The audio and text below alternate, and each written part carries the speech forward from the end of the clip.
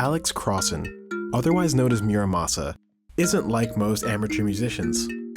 In 3 years, he's gone from independent productions in his bedroom to collaborations with a roster of marquee talent for his debut album.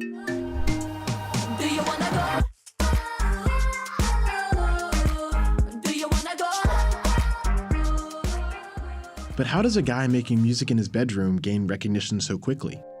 For Mura Masa, things started to change when his music was posted to a channel called Majestic Casual.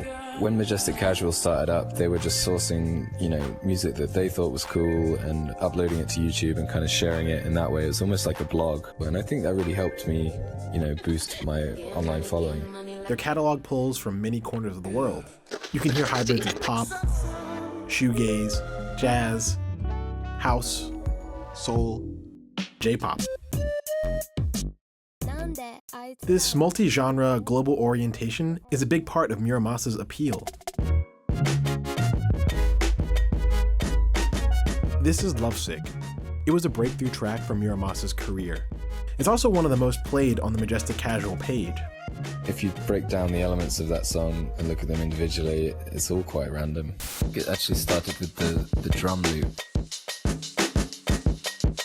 That drum pattern is built from the ground up from individual samples. And then go write the piano part next. And that just kind of spawned the rest of the song. It's all kind of based around that piano riff. He added organic touches like steel pan drums. It's an amazing mix of percussive and melodic. If you have bass sitting under it and then percussion on top of it, it really nicely rounds out an idea. And manipulated vocal samples. When I'm sampling vocals, it's always to add something to the original. It feels unnatural, but it just adds something that's very digital and modern to it. And in other songs, he likes to introduce unorthodox instruments. I'm a sucker for a good harp.